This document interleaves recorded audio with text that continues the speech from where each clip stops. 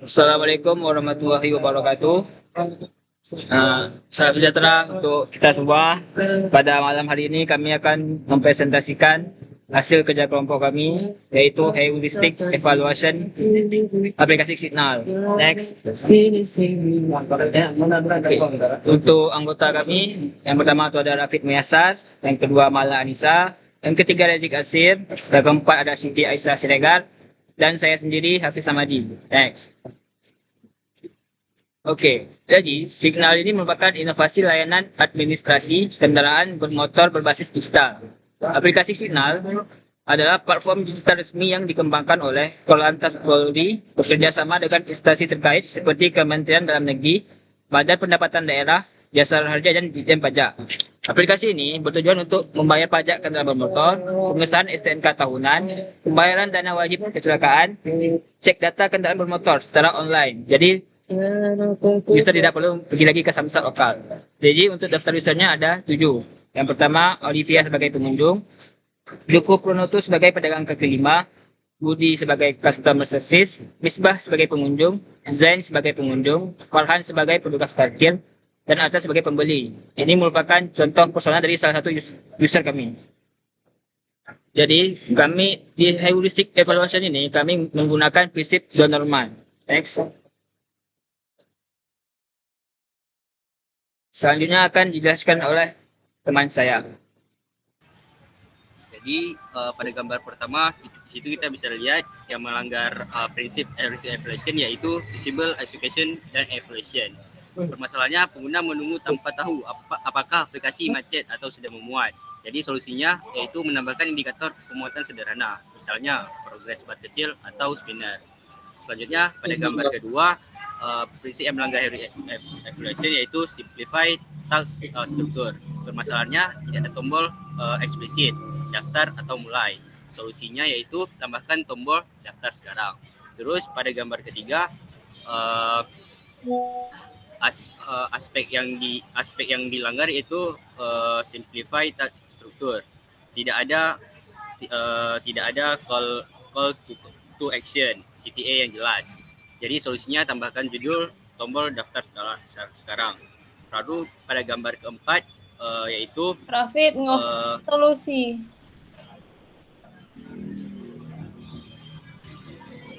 Pada gambar keempat yaitu aspek permasalahan yaitu tidak jelas langkah selanjutnya. Solusinya tambahkan tombol lanjutkan atau indikator swipe. Lalu pada gambar kelima, Rafid, nggak usah baca solusinya, lanjut aja.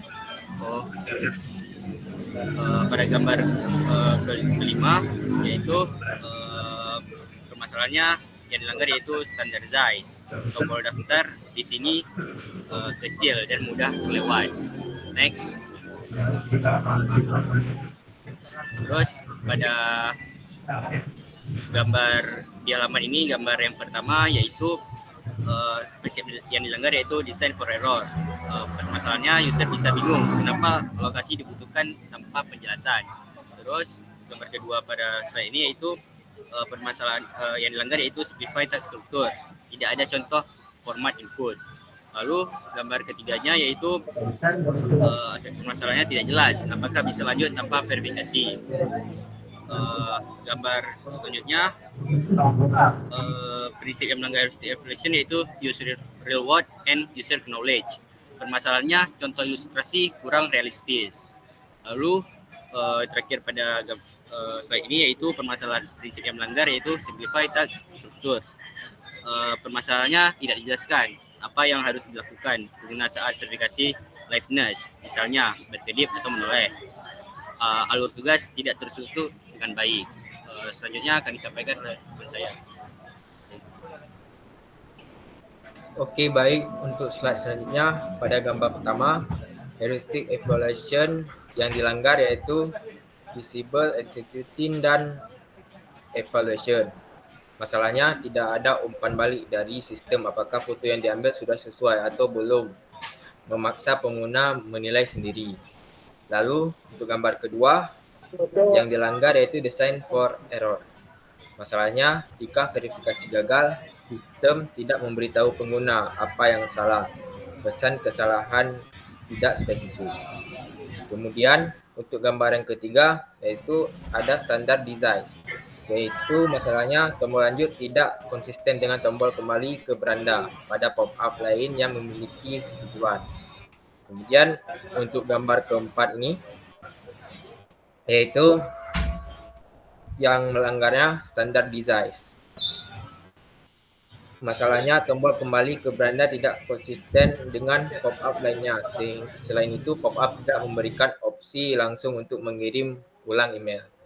Kemudian untuk gambar kelima yang melanggar yaitu design for error. Permasalahannya tidak ada opsi kirim ulang email yang akan menjadi masalah jika pengguna tidak menerima email verifikasi. Kemudian pada slide selanjutnya, yang menjadi masalahnya yaitu kontras natural dan artificial. Masalahnya tidak ada batas atau validasi pada menu tambah kendaraan bermotor. Kemudian untuk gambar kedua, masalahnya yang dilanggar design for error, yaitu tidak ada feedback jika berita tidak terbuka. Kemudian untuk gambar ketiga, prinsip yang dilanggar yaitu visible executing dan evaluation. Masalahnya tidak ada feedback kepada user bahwa riwayat transaksi tidak ditemukan. Kemudian saya lanjutkan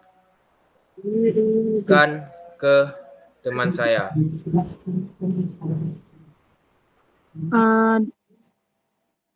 Pada gambar pertama tuh ada heroic evaluation-nya itu yang prinsip yang dilanggarnya dia ada contrast natural and artificial. Permasalahan di sini tidak ada informasi apa yang terjadi setelah user memilih salah satu opsi.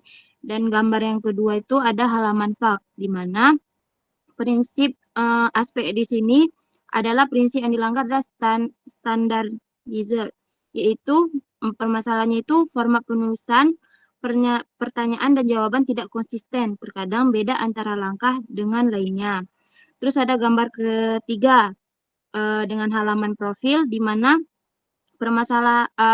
prinsip yang dilanggarnya itu adalah standar user, yaitu permasalahannya belum ada deskripsi ringkas dalam pengaturan tampilan profil, misalnya pada syarat dan ketentuan atau kebijakan privasi pengguna tidak tahu isinya sebelum masuk. Next.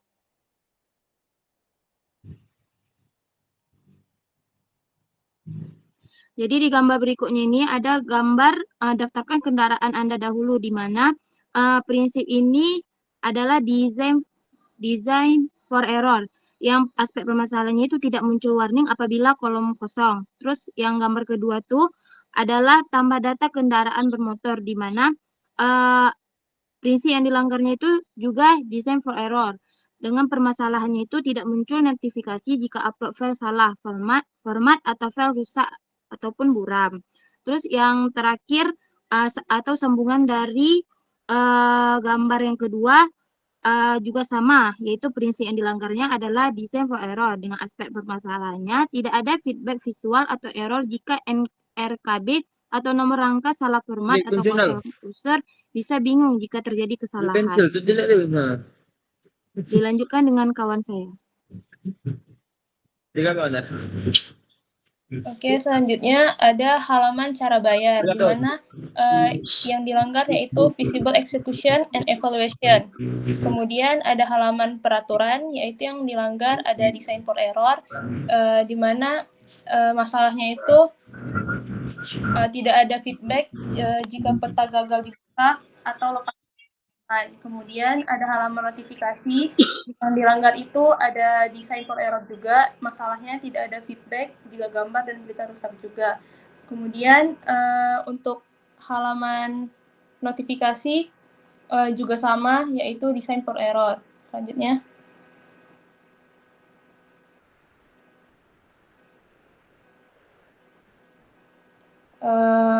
Solusi. Di sini ada solusi di mana mencakup semua permasalahan atau prinsip yang melanggar dari prinsip yang dilanggar dari beberapa halaman sebelumnya, yaitu ada simply text struktur, yaitu solusinya itu sederhanakan alur dan gunakan tombol atau CTA yang jelas. Kemudian ada visible execution and evaluation, di mana tambahkan notifikasi, feedback, visual, dan pesan error yang spesifik. Yang ketiga ada prinsip constraints, yaitu natural and artificial, yaitu dengan menerapkan validasi otomatis, digit input, format data, pencegahan duplikasi. Kemudian prinsip design for error, solusinya itu menyediakan mekanisme antisipasi kesalahan dengan yaitu contohnya seperti upload gagal, dokumen, peta, error file, beserta opsi perbaikan. Kemudian ada prinsip standardize, di mana solusinya itu gunakan istilah, label, warna, dan format yang konsisten di seluruh aplikasi. Lanjut. Kesimpulan yang menyeluruh dari beberapa slide sebelumnya yaitu evaluation, improvement, dan konsistensi. Lanjut. Mungkin hanya itu yang bisa kami sampaikan mengenai 7 prinsip The Norman. Maaf jika ada salah kata. Kami akhiri dengan Assalamualaikum warahmatullahi wabarakatuh.